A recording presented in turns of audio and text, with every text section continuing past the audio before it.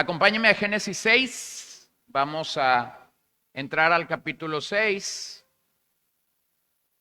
Para muchos es bien sabido que este capítulo 6 representa la introducción de Noé, o como ya veíamos al final del capítulo 5, que se nos introduce la descendencia de Set, o el linaje de Set, y finalmente llega a Noé. Y allí al final del capítulo 5 nosotros encontramos que simplemente se nos dice que Noé es padre de Sem, de Cam y de Jafet, algo que suena un poco distinto a lo que estamos acostumbrados cuando hemos leído Génesis 5.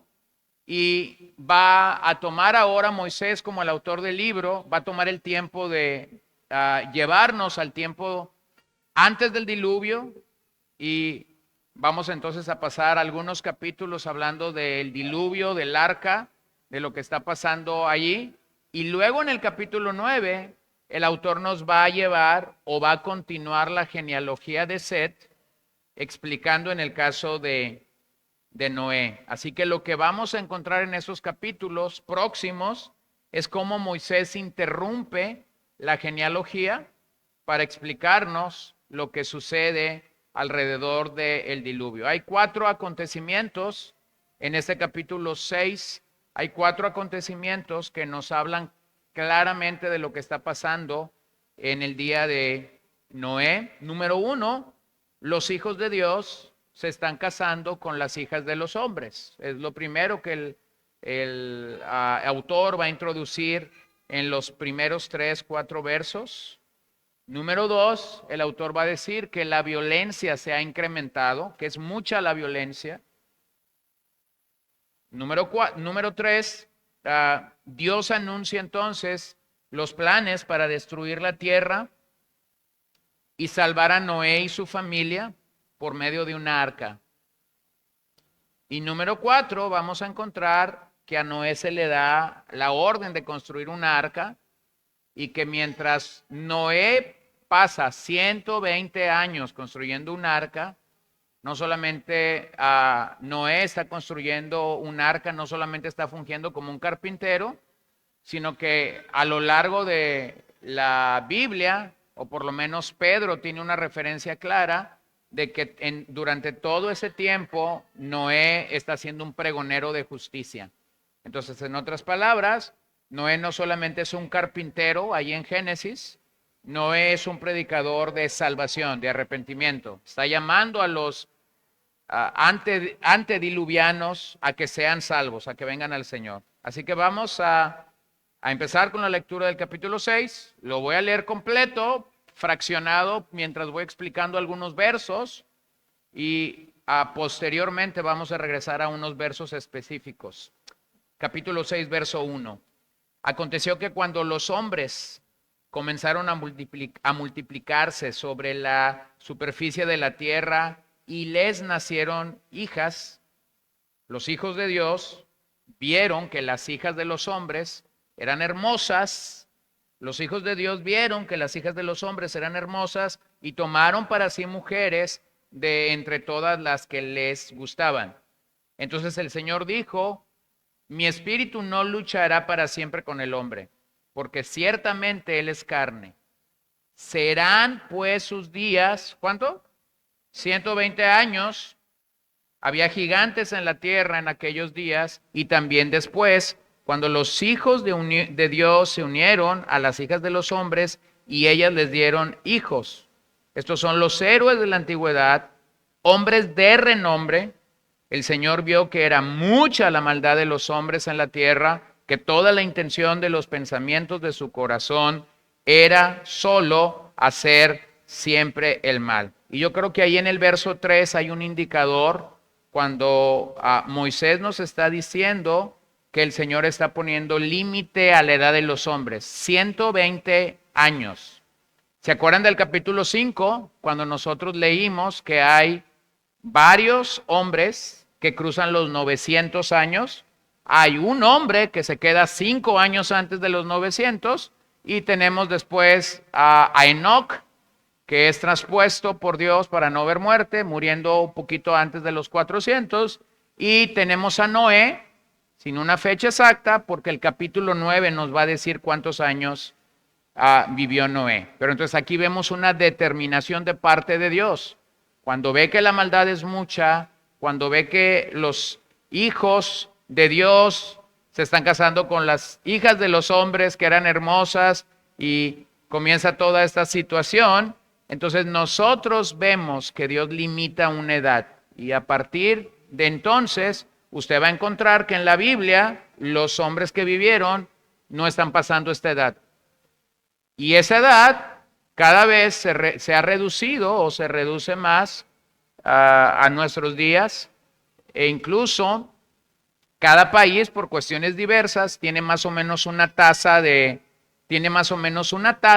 decir nuestros moradores viven hasta tal edad o la edad promedio en la que nuestros moradores viven es esta. Por eso cada vez que una persona vive más años, siempre es sorprendente verla, ¿no? Cuando tú ves a alguien que cruza los 100 o a alguien que cruza los 90, tú estás diciendo, wow, ¿cómo ha vivido?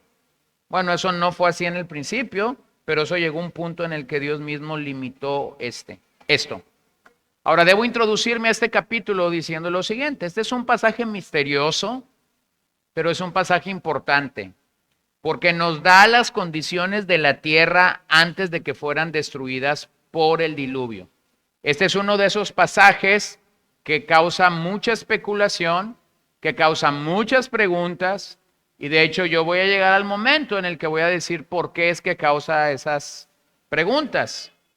La razón, creo yo, por la que causa tantas preguntas es porque las interpretaciones alrededor de este pasaje varían ampliamente, principalmente en cuanto al matrimonio de los hijos de Dios con las hijas de los hombres. ¿Quiénes son estos hijos de Dios? ¿Quiénes son estas hijas de los hombres?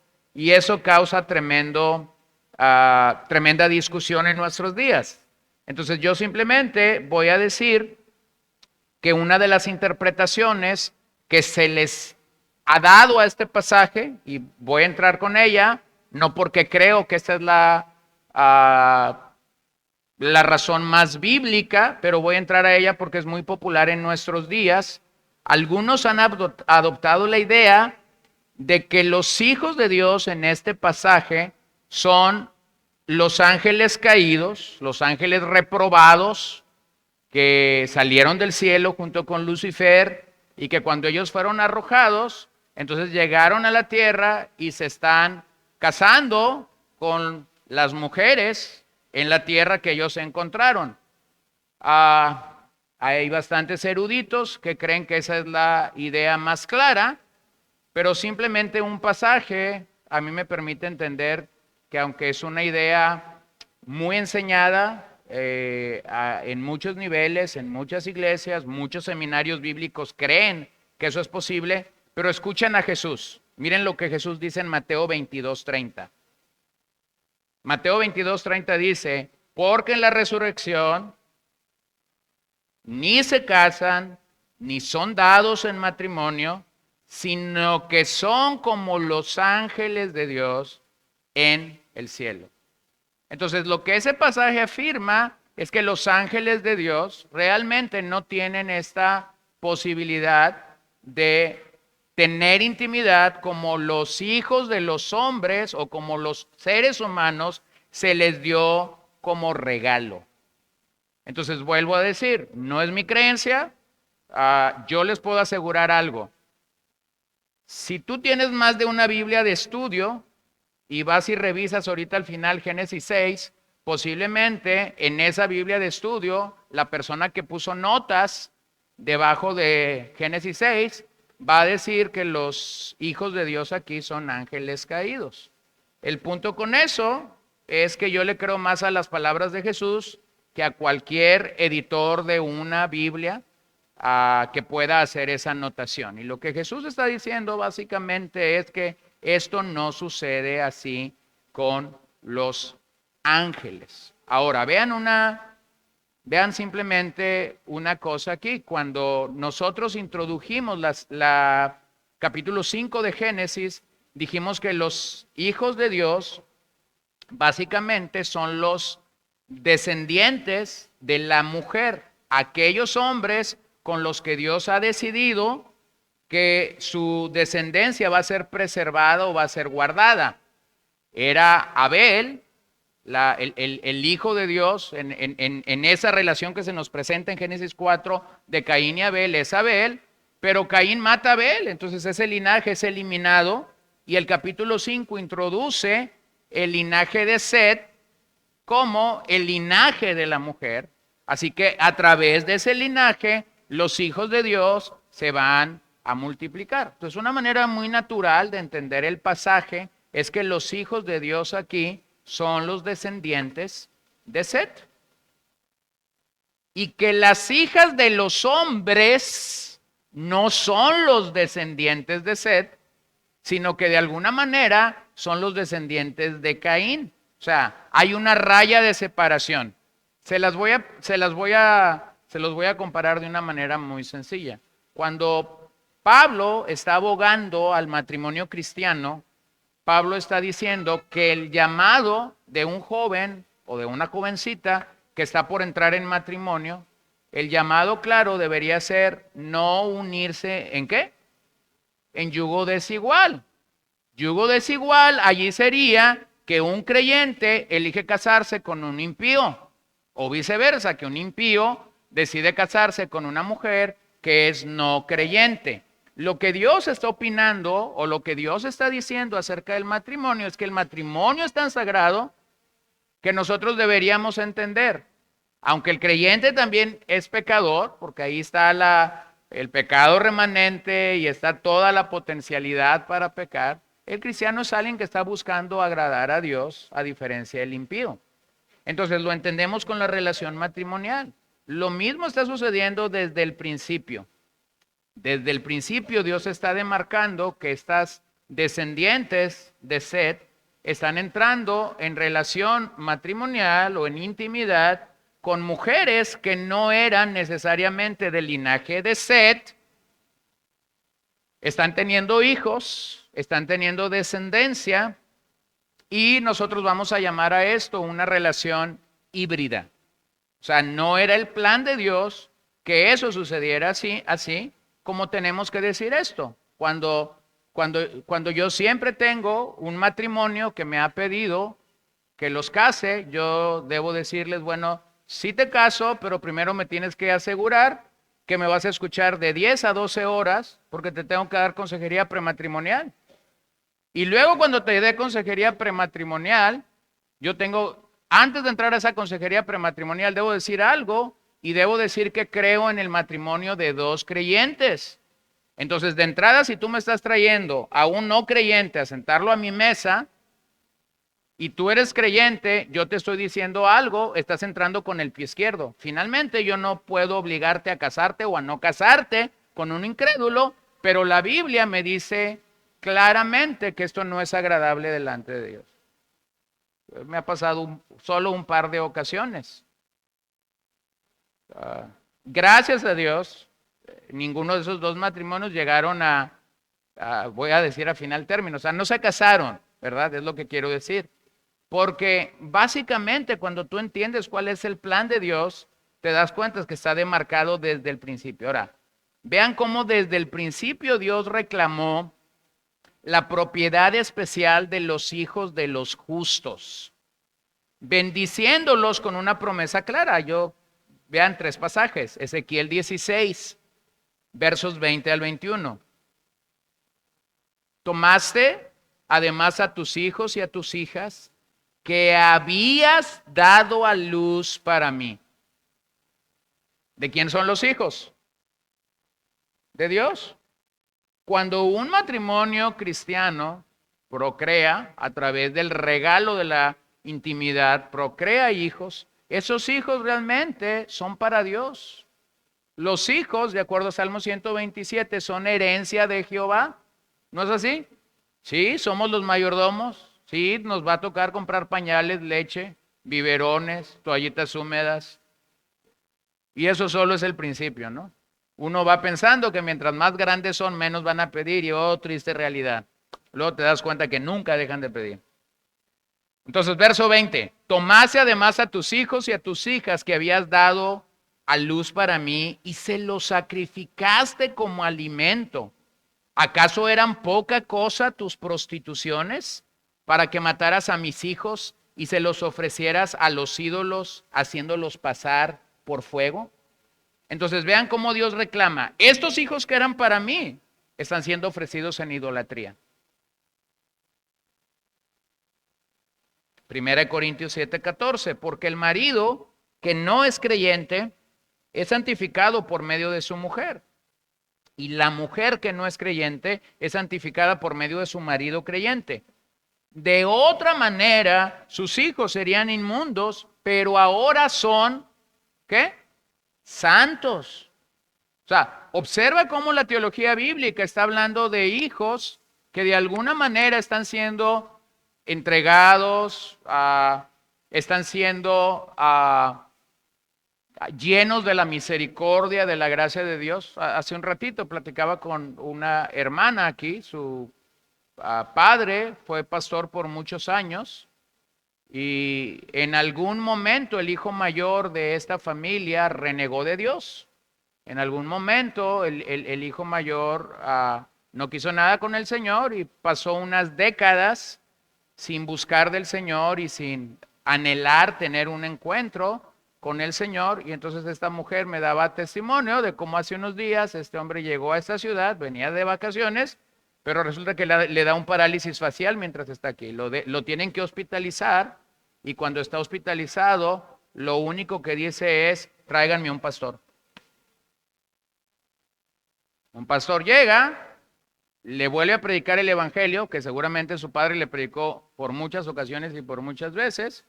Este hombre cree, después de que cree, oran por él y su presión estaba al tope. De repente resulta que a la hora la presión se regulariza y como a las 2-3 horas lo dan de alta. Sí, con un problema de parálisis, ahora tiene medio cuerpo paralizado.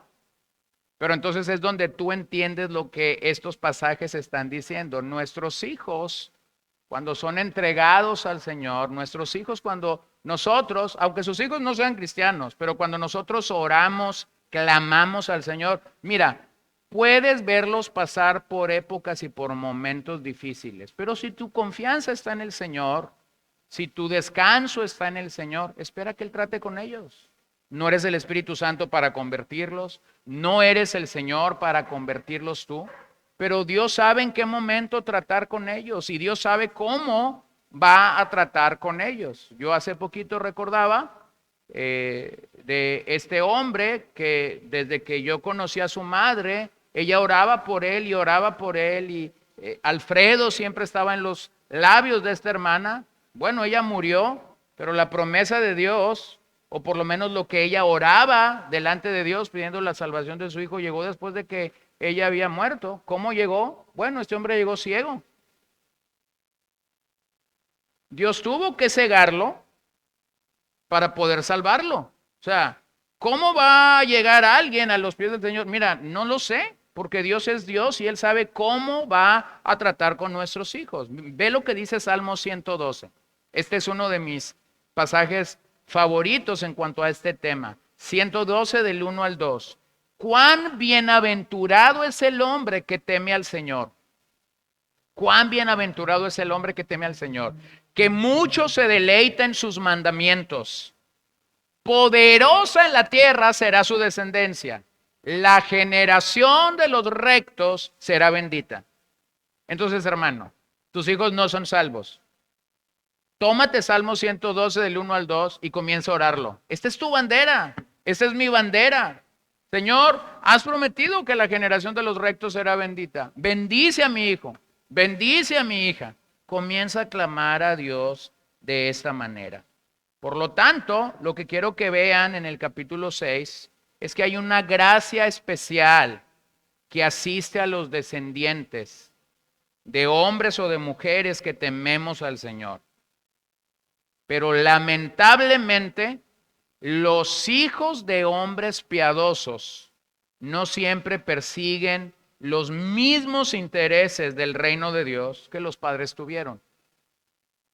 Cuando los hijos de los hombres piadosos cruzan al pasar al lado de la ciudad del hombre, recuerden esta ciudad que Caín está construyendo, que Lamec está construyendo. Cuando los hijos de estos piadosos adoptan ideas y estilos de vida, cuando los hijos de estos piadosos se casan con sus hijas, ellos literalmente llevan consigo los restos de la bendición de Dios. Yo estaba predicando hace muchos años en Culiacán. Estaba ahí en una reunión. Yo creo que comenzaba a predicar. Yo no conocía a nadie en esa reunión, o por lo menos al auditorio yo no lo conocía, pero en algún momento yo hablé de la bendición que era para mí haber crecido bajo la tutela de abuelos cristianos, de padres cristianos. Entonces al final de esa reunión vino un joven y ese joven me dio su testimonio. Y él me dice, yo crecí igual que tú. Yo crecí escuchando a mi abuela orar por mí, yo crecí escuchando a mis padres orar por mí, pero yo me rebelé. Y yo debo de ser muy sincero contigo, dice. Posiblemente yo no he sido sincero con nadie en este particular. Pero yo me fui, me dice, y me fui a lo más bajo y probé lo más horrendo y horrible. Pero te voy a decir una realidad. Nunca pequé a gusto. Nunca pequé a gusto, dice. Cuando tomaba, ahí rebotaban las oraciones de mis padres. Cuando estaba con alguien de manera inadecuada, yo cerraba los ojos y veía a mis abuelos doblando rodillas por mí, orando por mí. Es cuando esto lo entiendes. La gente puede salir aparentemente del camino, pero cuando está esto delante de ti, cuando esa bendición de parte de Dios está sobre tu vida, tú llevas esos restos contigo. No te puedes deshacer fácilmente de esas situaciones. Yo he llegado a hospitales, he predicado en funerales y cuando de repente yo estoy leyendo un pasaje de las Escrituras, yo veo que alguien está repitiendo conmigo, Jehová es mi pastor, nada me faltará en lugares de delicadeza. Y yo digo, wow, aquí hay un cristiano. Gracias, Señor, que por lo menos hay un cristiano. Nada. Después viene la historia, cuando yo era un niño, iba con mi abuelita a la escuela dominical y el Salmo 23 me lo tuve que aprender de memoria, como tengo de memoria Juan 3:16, como tengo Filipenses 4:13, pero no sigo al Señor. Caminas con estos pequeños rastros de bendición sobre su vida. Así que lo que está sucediendo en Génesis 6 es que tenemos una explicación. Esta síntesis de los piadosos con los incrédulos es presentado en Génesis 6. Esta unión de los piadosos con los incrédulos es presentado aquí como algo mortal. Porque la fuerza de esa herencia piadosa se usó para fines repugnantes. Cuando eso sucedió antes del diluvio, el mundo fue maldecido. La palabra allí para gigante es Nefalim. La palabra hebrea para gigantes es Nefalim. Y Nefalim fueron hombres perversos, hombres malvados, con acceso al poder, con acceso a un carácter que podría causar mucha destrucción en la tierra. La palabra gigante puede ser traducida también como tirano. Lo que tú tienes en estos gigantes, lo más sorprendente de esos gigantes, quiero dejar claro esto, no es su altura. Porque la gente dice, ay, había gigantes en Génesis 6. ¿Cuánto medirían? ¿2,50 metros, 3 metros, 5 metros? No, mi hermano, eso no es lo más importante de Génesis 6. Lo más importante de este capítulo es que la palabra hebrea Nefalim traduce la idea de un gigante o de un tirano. ¿Qué es un tirano? Alguien que quiere imponer su poder, alguien que quiere imponer sus ideas, alguien que quiere imponer su forma de pensar, alguien que tiene una agenda que quiere imponer al resto de los pobladores, al resto de los moradores. Debido a que estos hombres eran poderosos, violentos e infames, debemos concluir que ellos eran más que gigantes físicos. Eran más que gigantes físicos, eran más que hombres altos que donde quiera que estuvieran se podían ver. No, eso no es lo más impresionante. Eran hombres que fueron capaces de centralizar el poder en ellos con el fin de tiranizar a un gran número de personas. Con el fin de sojuzgar a un gran número de personas bajo su nombre, bajo su autoridad. Es posible que Nefalim en este pasaje es el primer pensamiento de crear un gobierno mundial o de establecer imperios muy grandes en los que miles o millones de personas fueran exterminados. Y es entonces en ese tenor o en ese ambiente que Dios desciende en este capítulo y decide destruir al mundo debido a la magnitud de la violencia en la tierra provocada por esos gigantes. Los recientes acontecimientos mundiales realmente son una reminiscencia de este procedente temprano. Cuando tú ves que hay hombres que se emergen, que pueden ser no muy altos, pero que buscan ser tiranos, que buscan un poder mayor, que buscan mayor influencia, que buscan mayor poder global. Nosotros lo que realmente tenemos que entender es que la búsqueda de los Nefalim, aunque no midan más de 2 metros, sigue siendo un problema real con la humanidad. Y vuelvo a decirlo, no hemos salido de Génesis capítulo 6 cuando tienes un tremendo problema aquí. Una buena aclaración de este pasaje es que lo más importante de este pasaje enigmático es que se ha alcanzado o se ha logrado un nuevo nivel del progreso del mal. Aunque hemos hablado de cómo el pecado entra en Génesis 3 y hemos hablado luego en Génesis 4 de Caín matando a Abel, y hemos visto en el capítulo 5 que el linaje de Caín comienza a confiar, a creer en el orgullo, en la soberbia, en la poligamia, y hemos visto cómo están construyendo ciudades para retar a Dios cuando Dios dice a Caín, tú serás un forastero.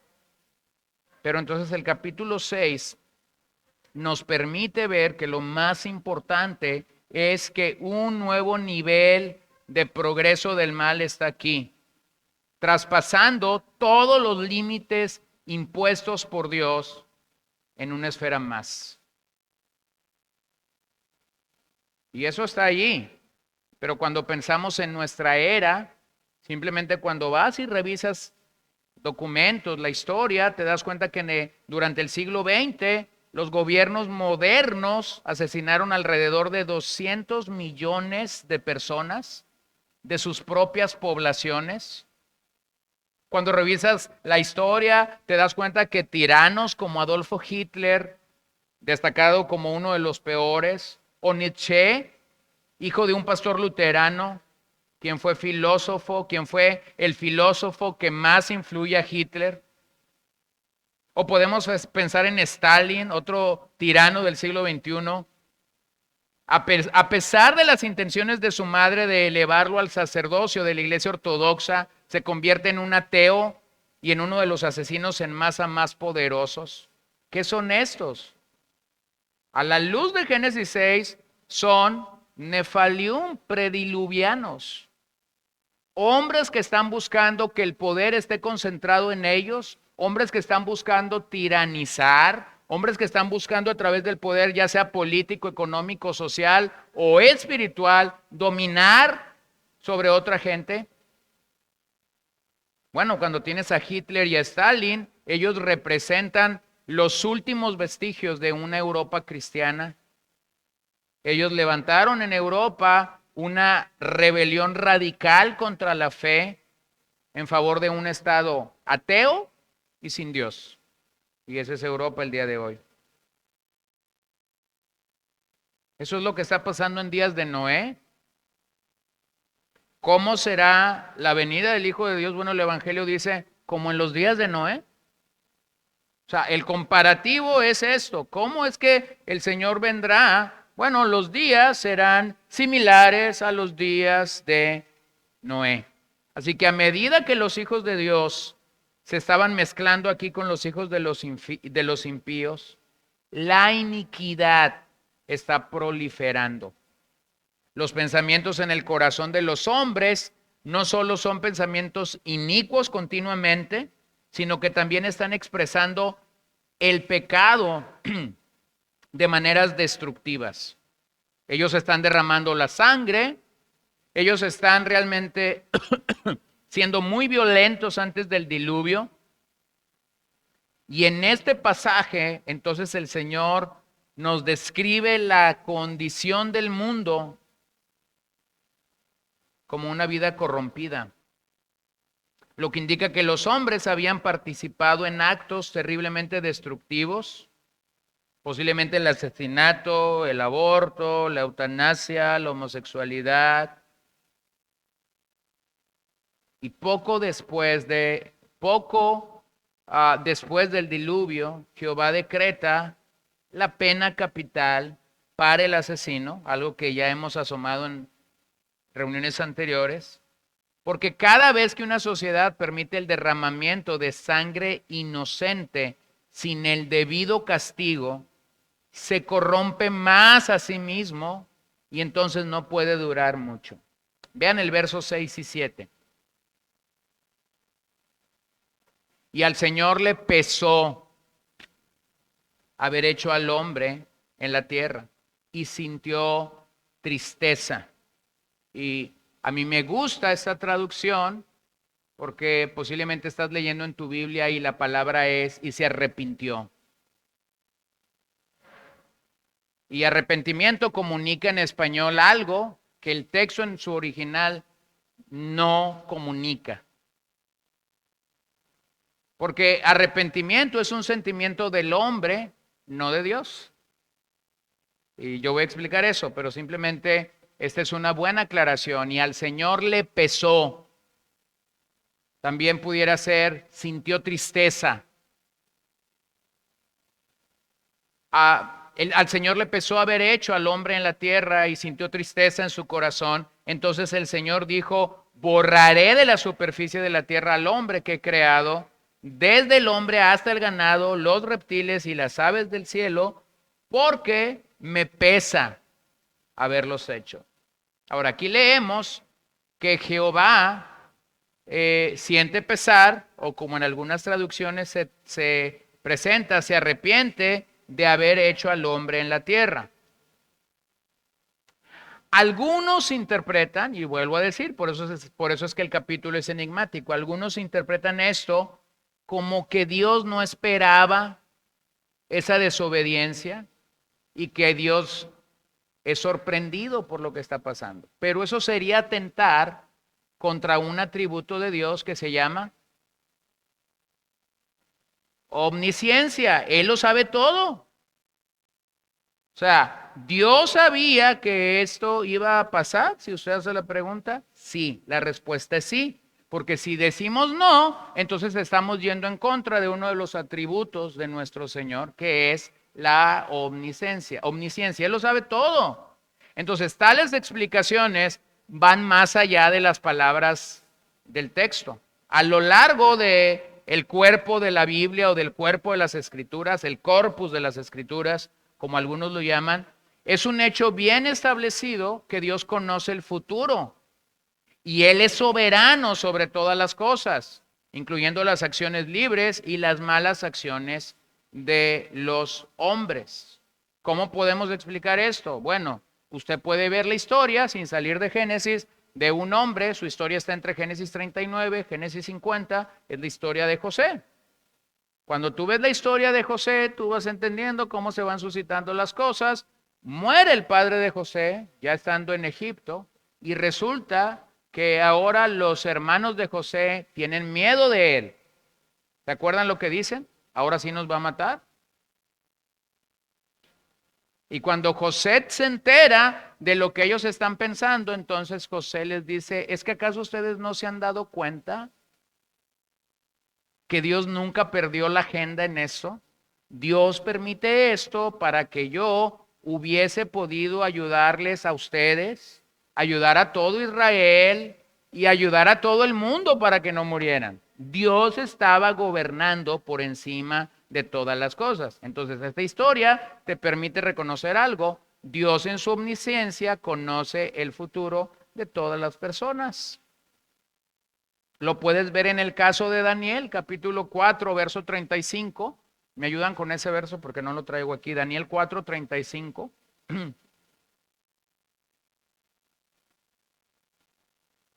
Véanlo ahí en Daniel 4, verso 35.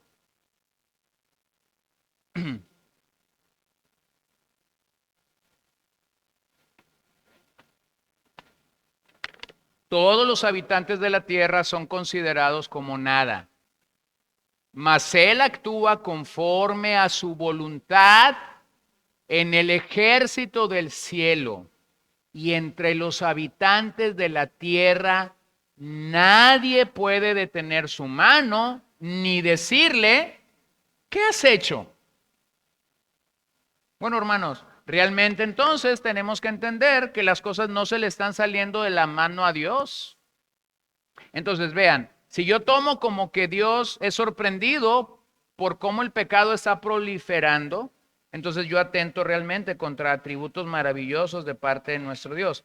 Además, al estudiar un texto como este, es importante que nosotros distingamos entre dos palabras, entre los propósitos de Dios y entre las emociones de Dios. Entre los propósitos de Dios y las emociones de Dios. Estas palabras como arrepentirse y afligirse describen un cambio en la consideración emocional con respecto a la situación en cuestión. No está hablando de propósito, está hablando de una emoción. Al mismo tiempo que Dios obra su voluntad soberana a través de eventos malvados que suceden, Él no pierde el control. Vamos a pensar en un momento que pudiera ser devastador, en un momento que pudiera pensar ser sangriento, perverso, en un momento en el que pudiéramos decir, es que esto no puede estar pasando. Voy a situarme en el momento mismo en el que Jesús está siendo juzgado por Pilato y finalmente lo entrega a los fariseos y a los judíos y les dice, hagan con él lo que quieran, y entonces todos comienzan a decir, crucifícalo, crucifícalo, crucifícalo. Bueno, posiblemente si tú estás ese día en el patio de Pilato y no conoces la omnisciencia de Dios, tú vas a pensar algo como esto. A Dios se le acaban de salir las cosas de su agenda. A Dios se le acaban de salir las cosas de sus manos. ¿Fue así o no fue así? No. Este es un momento perverso, este es un momento malvado, pero Dios nunca pierde el control. Entonces, tenemos que reconocer que a pesar de que podemos estar en momentos perversos, malvados, como el que Génesis 6 nos está presentando, Dios no está perdiendo el control. Entonces, la respuesta que podemos dar a este verso, tomando la aparente discrepancia que puede haber aquí, según un estudioso del libro de Génesis, la respuesta podría ser triple. Número uno, debemos de entender que el carácter de Dios no es variable como el del hombre. Yo puedo estar contento hoy en la mañana, medio contento al mediodía e irme a dormir triste. Y eso opera bien. O sea, hay gente que así vive. En el yoyo, a veces arriba, a veces abajo, a veces arriba, a veces abajo. 2 días abajo, abajo, un día arriba. 3 días abajo, abajo, abajo, 2 semanas arriba. Pero Dios no es así. Él no es inconstante. Entonces, no podemos tener esta idea de Dios. Dios siempre es coherente consigo mismo.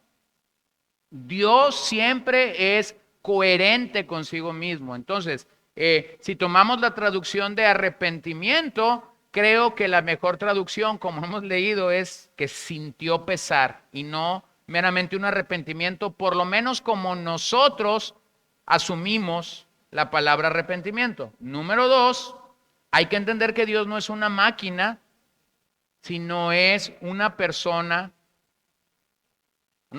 real, con mente, con emociones, con una voluntad perfecta. Por lo que Dios sí puede entristecerse por el mal, por lo que entonces aquí lo que se le está atribuyendo es una figura una figura retórica llamada antropomorfismo. Es decir, que a Dios se le otorga una capacidad humana, aunque no la tiene. Hay varias figuras que usted va a encontrar en la escritura con eso. De repente usted lee en los Salmos o en el libro de Isaías cosas como que los árboles están aplaudiendo. Y tú dices, ¿era un árbol de Narnia o qué, no? O sea, los árboles no aplauden. Los árboles tienen tronco. Los árboles tienen raíz, tienen hojas. Si el árbol les da fruto, primero sale la flor y luego va a salir el fruto. Pero a ver, yo te pregunto, ¿has visto a un árbol aplaudir? La respuesta rápida es no. Por lo menos en la realidad, en la ciencia ficción es otra cosa. Pero lo que quiero que vean es, a veces las escrituras hacen que objetos, en este caso Dios, tengan un comportamiento humano que nosotros debemos entender. Es imposible que lo tenga, pero es una figura retórica que simple y sencillamente busca despertar al lector que entienda un principio que hay detrás de él, ¿no? O cuando dice, las piedras hablarán, Señor. ¿A cuál piedra usted ha visto hablar? Que yo no he visto a ninguna. Pero es una figura simplemente que despierta nuestro entendimiento. Entonces, lo que este erudito dice es que es posible que esto esté pasando. Y su respuesta número 13 es, aunque Dios es omnisciente, Él creó seres morales que son responsables, que tienen la capacidad de elegir, como aquí claramente está pasando. La escritura a veces presenta a estos hombres respondiendo con acciones semejantes a las humanas, y eso es lo que está sucediendo aquí. La respuesta aparentemente que Dios está dando a este pasaje es una respuesta humana. Sin embargo, si buscamos el rastro en toda la Biblia, nos vamos a dar cuenta que Dios no se está arrepintiendo de eventos, Dios no se está arrepintiendo de situaciones que están pasando, a pesar de que pareciera que esos eventos son negativos o malos. Entonces, lo que hemos revisado en estos primeros versos del capítulo 6, es básicamente esto: desde la caída la maldad del ser humano se ha multiplicado, ahora la humanidad es capaz de pecar en cualquier forma, está comprometida en una guerra por el pecado, representada en estos gigantes Nefalim. La guerra contra el pecado ya es multidimensional. Véanlo claramente, el hombre pelea contra Dios, claramente. El hombre está construyendo casas cuando Dios le dijo, vas a ser un forastero. El hombre básicamente ha entrado en una dinámica de pelear consigo mismo, de pelear con el mundo, de pelear con todo lo que se le cruza. Y es que eso es más o menos cómo se ve la pelea contra el pecado aún en nuestros días. Número 3, el mundo está lleno de Caínes. Como Juan dice, esta es una generación dominada por el maligno.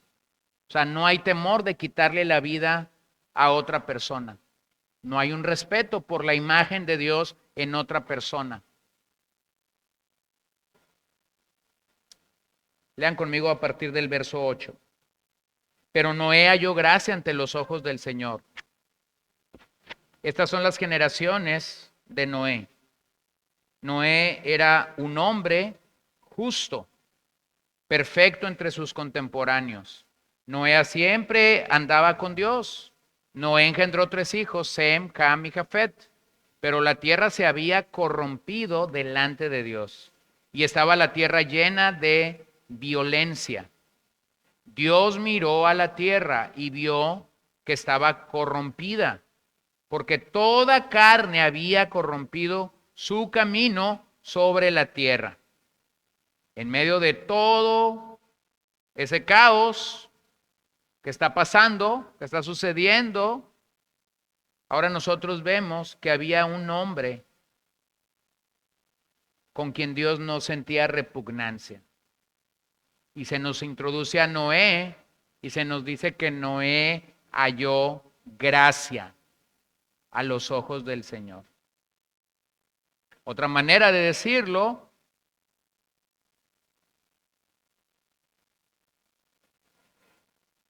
claramente es que el Señor lo vio de una manera diferente a como estaba viendo a sus contemporáneos. Observe que el texto no dice que Noé mereció el favor de Dios. El texto no dice que había algo en Noé que Dios encontró atractivo. No dice eso. Dice que halló gracia. Esa es la forma como Dios encuentra a un pecador. ¿No lo ves así? O sea, un pecador no tiene nada que ofrecerle a Dios, no tiene nada que otorgarle a Dios. Pero para que ese pecador sea salvo, Dios le tiene que dar su gracia. O sea, no tengo nada que aportarle a Dios. Señor, imagínate a quien dice, Señor, aquí está mi talento, aquí está mi voz porque yo canto re bien. No. O sea, no le sirve a Dios. No es materia disponible para Dios. Usted ha escuchado eso cuando de repente vas a una fiesta y los músicos no llegaron, pero está ahí el karaoke o hay un piano o hay una guitarra y entonces comienza a decir la gente, vamos a echarnos nuestro palomazo, ¿no? Y el que nunca sabías que cantaba, dice que canta muy bien con mariachi o con banda y comienzan a sacar todo el repertorio. No es la manera como podemos llegar a Dios, ofertándole o diciéndole, mira, aquí estoy, mira qué atractivo soy para ti. No funciona así. Entonces está Dios viendo a todo este pecado, está viendo toda esta corrupción en los días de Noé. Y entonces Dios decide ver a Noé con gracia. Es cierto, Noé era el destinatario de una herencia piadosa. Es cierto, había continuado caminando con Dios con fe, como lo hicieron su padre Lamec, como lo hizo su bisabuelo Enoc. Pero la gracia de Dios para con Noé fue su favor. Y siempre el favor de Dios es una obra inmerecida de amor. Y siempre esa obra inmerecida de amor aún tiene que ser aceptada por fe o por medio de la fe en el hombre. Eso es lo que mucha gente no entiende cuando hablas de la soberanía de Dios y cuando hablas de la responsabilidad humana. La obra de Dios, el favor de Dios, aún requiere la respuesta del ser humano en fe. No operan como enemigos, operan realmente como aliados. Así que esa es la misma gracia que puede rescatar a pecadores el día de hoy. Observen lo que segunda de Pedro 2:5 nos dice acerca de acerca de este hombre. Tampoco perdonó al mundo antiguo, sino que guardó a Noé, un predicador, un heraldo de justicia, con otros 7, cuando trajo el diluvio sobre el mundo de los impíos. De los impíos. Entonces descubrimos por medio de la teología bíblica que Noé era un predicador de justicia. Él era un hombre en relación con Dios y Jehová es tierno de corazón hacia aquellos que lo miran con temor. Verso 13.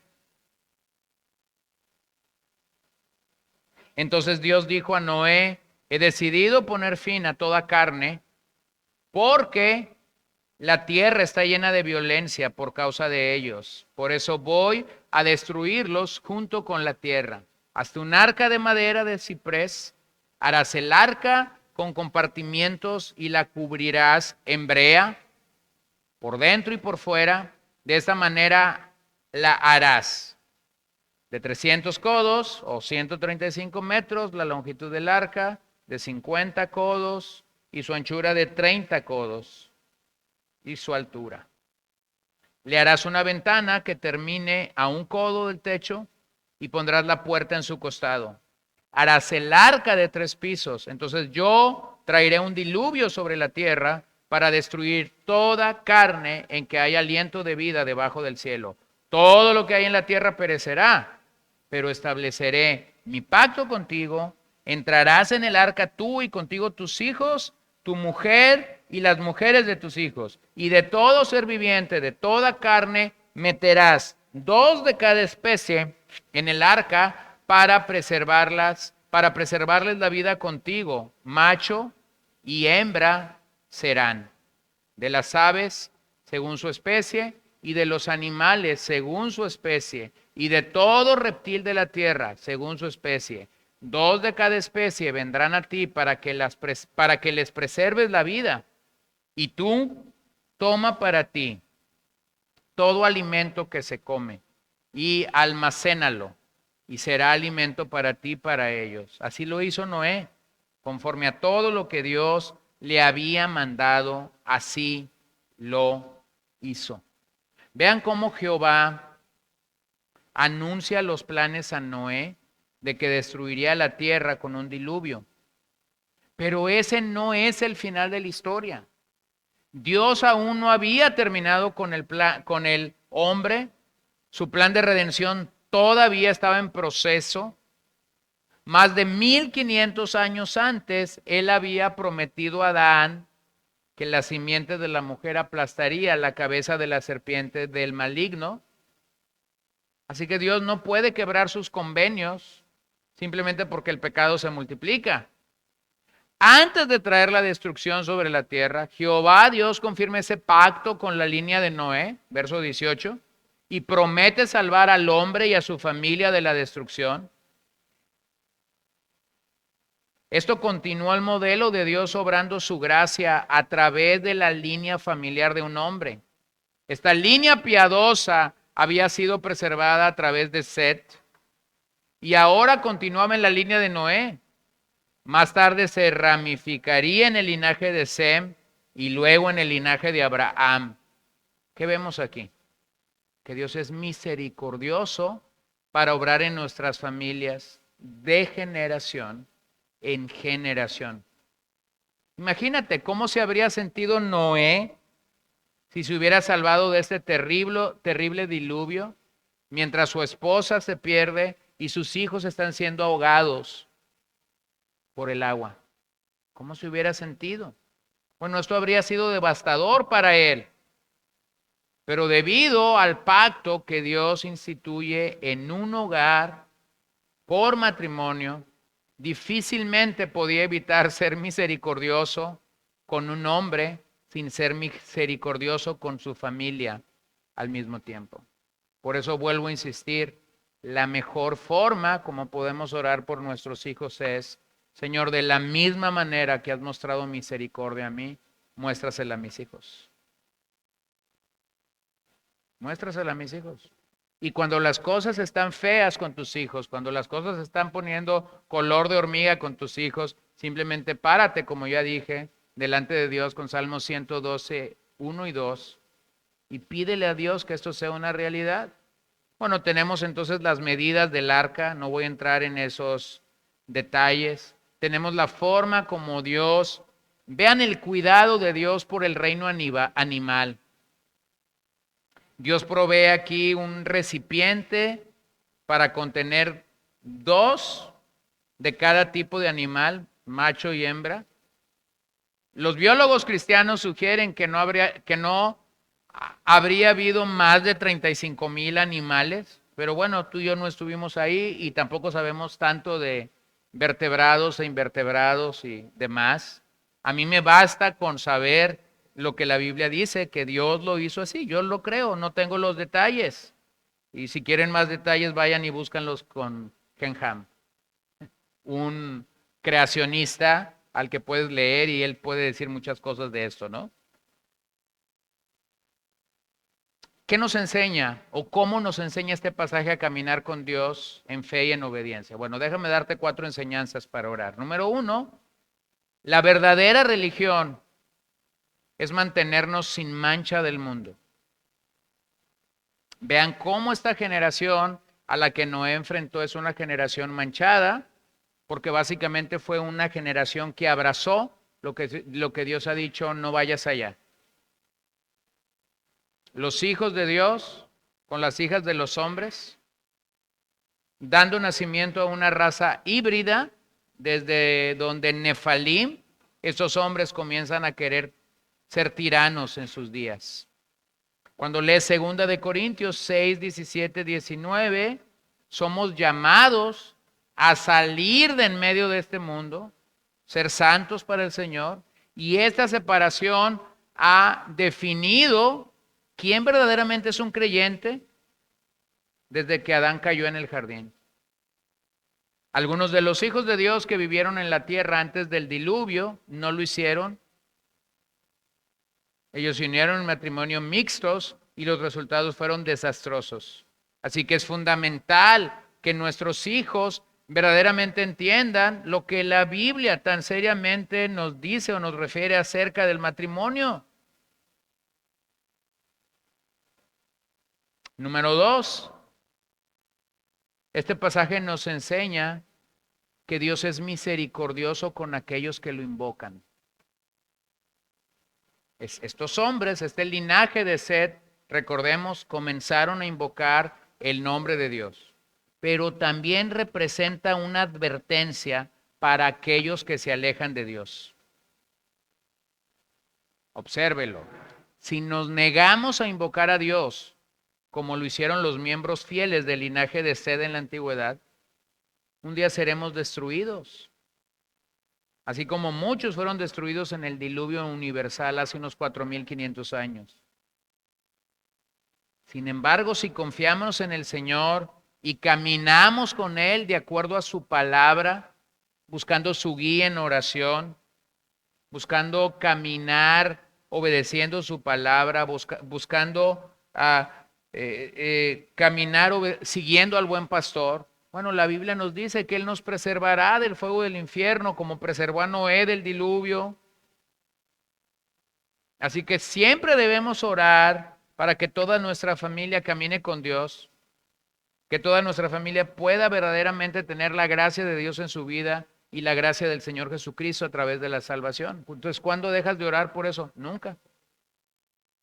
Mientras tienes a un hijo, mientras tienes a un esposo, mientras tienes a un padre o a una madre que no tiene el Señor, nosotros necesitamos seguir orando para que ellos puedan encontrar realmente salvación en Cristo. Número 3, un magistrado civil debe ocuparse del delito de asesinato. Si eso no sucede, lo que este pasaje nos asegura es que Dios mismo intervendrá con severa fuerza. Obsérvelo, la sociedad humana simplemente no puede permitir la violencia pecaminosa y el asesinato. Si eso no se si eso no se pone en la mesa, entonces estaríamos viviendo en anarquía y en tiranía. El problema con esto es que nuestros gobiernos son de mayor índole humanistas, que buscan no agradar a Dios, sino imponer al hombre. Y eso se parece cada vez más y más a Génesis 6, Nefalim, tiranos queriendo controlar todo sin honrar el nombre de Dios. Por eso tenemos políticas donde básicamente los bebés pueden ser abortados. Y nosotros vemos cada vez que las semanas aumentan y aumentan. Yo no sé si va a llegar el día en el que cuando una mujer vaya al hospital, en vez de prepararla para recibir o alumbrar o tener a su niño, le van a decir, toma la decisión ahora, a los 9 meses, y cuando su cuerpo ya está preparado para dar a luz a ese bebé.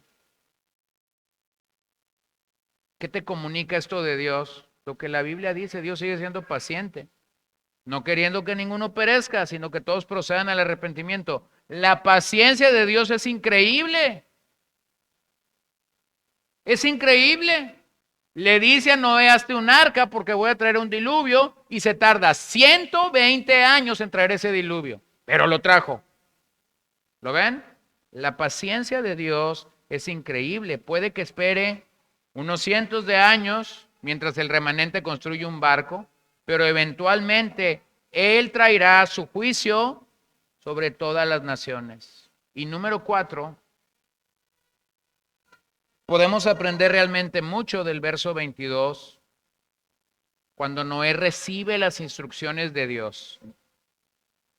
Cuando Noé recibe las instrucciones de Dios, él se embarcó en un proyecto que tardó, que nosotros sabemos ahora que tardó 120 años en realizarse. Ahora ponga atención a eso. Él simplemente obedeció. Noé no sabe lo que era un arca, porque nunca antes la había visto. Noé no sabe lo que es un diluvio, porque nunca antes lo ha experimentado. Noé continuó trabajando en el arca cuidadosamente por 120 años, predicando o pregonando la justicia de Dios. Y esa es la marca de un hombre justo. Ahora tú y yo vivimos, pero no sabemos cuándo el Señor pone punto final a nuestras vidas. Bueno, unos minutos antes de iniciar la reunión, un primo mío me manda una fotografía de una persona que recién murió en la ciudad de Hermosillo. Cuando yo era un niño, él era un joven, así que no creo que me lleve más de 10 años, posiblemente. Yo iba a su casa cuando yo tendría 4 y 5 años y yo todavía jugué con sus juguetes. Él estaba dejando esos juguetes porque estaba entrando a la adolescencia o a la juventud. Era hijo único de este matrimonio de hermanos en la congregación que mi papá pastoreaba en la Ciudad de México. Pero bueno, como que estamos acostumbrados a recibir la noticia de que murió alguien que nos lleva 30 o 40 años, pero no la noticia de alguien, no voy a decir tan joven, pero de alguien con algo de sabiduría. El punto es este, ninguno de los que estamos aquí sabemos cuándo Dios pone punto final a nuestras vidas. Y Noé no lo sabía. La realidad es que Noé no tenía la agenda de eventos y de tiempos que nosotros tenemos el día de hoy para decir, predicó 120 años, construyó el arca en 120 años y de repente Dios trajo el diluvio.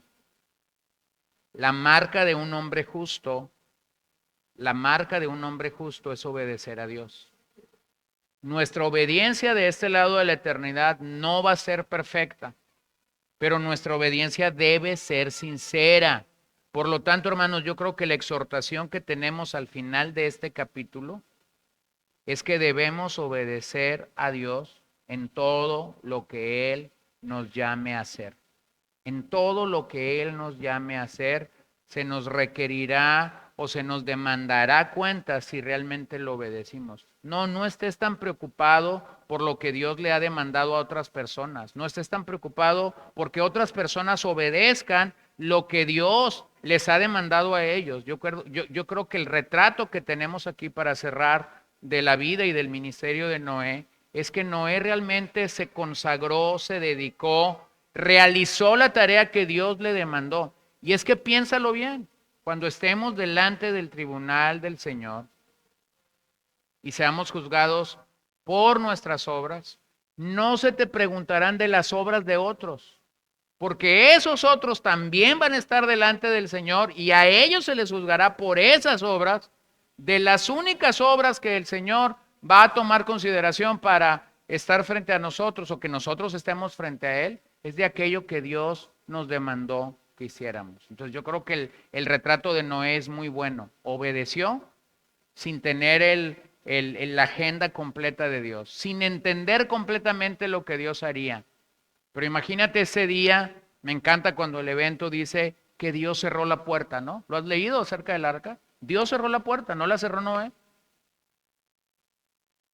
¿Puedes, puedes imaginarte ese momento, el golpe de la puerta? Y cuando la puerta se cierra, entonces las primeras gotas caer del cielo, 120 años después. Y posiblemente tienes a un Noé diciendo, no estaba loco. Por más que me dijeron que estaba loco, no estaba loco. Entonces, hermanos, obedezcamos al Señor, a pesar de que la gente a nuestro alrededor pueda decir que estamos locos. Señor, te damos gracias esta noche, porque al revisar este capítulo, o por lo menos tener un panorama general de la época en la que Noé se enfrentó, en la época, Señor, en la que los antediluvianos vivieron. Bueno, Señor, hay tanto que aprender porque realmente vemos aquí cómo el pecado se multiplicó, cómo la maldad se potencializó, cómo la perversión iniciada en una raza híbrida entre los hijos de Dios y las hijas de los hombres. Trajeron como resultado, Señor, algo que no habíamos visto en capítulos anteriores, una raza de gigantes, de tiranos, que más que darnos aquí el dato simplemente de que gigantes surgieron, lo que creo que esto comunica es ver el dominio, el poder que ellos buscaban tener. Vemos claramente que unos capítulos adelante esa misma raza de gente perversa va a tratar de hacer una torre llamada Babel y de una manera perversa querer llegar al cielo o buscar querer llegar al cielo. Señor, porque el hombre lo único que puede hacer es atentar o buscar atentar contra ti, contra el hombre. Pero te damos tantas gracias, Señor, que a pesar del pecado, aún tú derramas gracia y favor sobre nuestras vidas para salvación. Queremos darte gracias, Señor, porque ahora mismo, mientras pensamos en estas promesas que tenemos de cómo tú puedes tocar, ministrar, llamar al arrepentimiento o salvar a nuestros hijos, Padre, hay tantas ocasiones en las que podemos tener una actitud de no creer que tú salvarás o que tú llamarás a nuestros hijos a la salvación. Y sin embargo, cuando vemos tus bondades, tus fidelidades, tus misericordias, somos tan animados y tan alentados para no dejar de clamar y para no dejar de orar por nuestros hijos y por nuestra descendencia. Señor, que ellos sean benditos, que ellos sean una descendencia que proclame tu nombre, que te alabe, que te exalte, que te adore, Señor. Pero también, Señor, yo oro que nos permitas obedecerte en esta hora. Permítenos obedecerte en esta hora, Señor. Danos un corazón obediente a ti en aquellas cosas que tú demandas de nosotros. Permítenos correr a ti para nuestra salvación y para nuestro arrepentimiento. Permítenos poder correr a ti para que el nombre del Señor sea proclamado, dado a conocer, glorificado en medio de nuestras vidas. Pedimos todo esto en el nombre de Jesús y en ese mismo nombre te queremos dar gracias y te queremos exaltar. Sea tu nombre glorificado siempre, siempre en alto, Señor. Bendícenos al salir de este lugar y danos gracia y danos esperanza y danos paciencia y danos confianza y danos fe para seguirte en todo momento a pesar de las angustias, de las debilidades y de las aflicciones que podamos tener. Que jamás perdamos de vista que no hay un solo momento en el que tú puedes perder el control de nuestras vidas. Sea tu nombre exaltado, sea tu nombre glorificado y damos a ti gracias, Señor, en esta hora. Amén y amén.